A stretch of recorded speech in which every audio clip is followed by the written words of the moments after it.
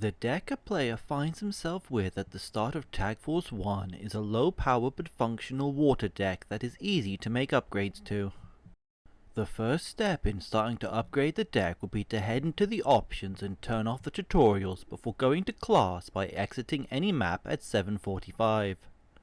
Until the first Sunday, each day will grant the player a few cards that can be used to start upgrading the deck, with key additions being the 1500 attack water monsters, 7 tools of a bandit, jar of greed, fisher, alongside the extra copies of giant trunade and mother grizzly.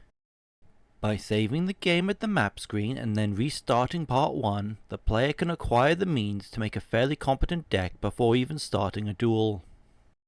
With the deck sorted, the player's focus should be on filling the hearts of one of 7 partner characters first met in the classroom at the start of the game.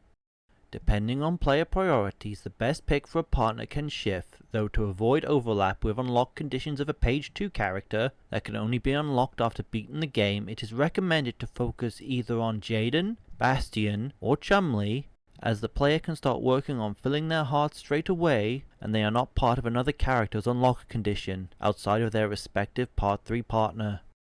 The game ticks forward in 15-minute segments with characters changing locations at certain times of the day. The main character locations will always be displayed, so if they are available they will be easy to locate. The player can move time forward by leaving a map area or by interacting with the bed in their room and picking advanced time. When building up the hearts of a selected partner, it can be checked using the PC in the player's room. By clicking on the character profile, it is also possible to get a hint as to what sandwich the character in question likes, provided you have dueled against them once to unlock the profile.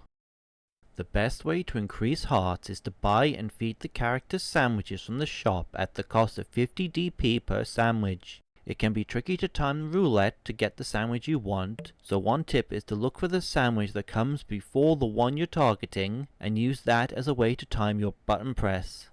From time to time a golden egg sandwich will appear. This will max out what is left of the current heart of the character it is given to and should be used at the start of a heart. Save before using one to make sure it isn't wasted by mistake, as they speed up the recruiting process by quite a bit.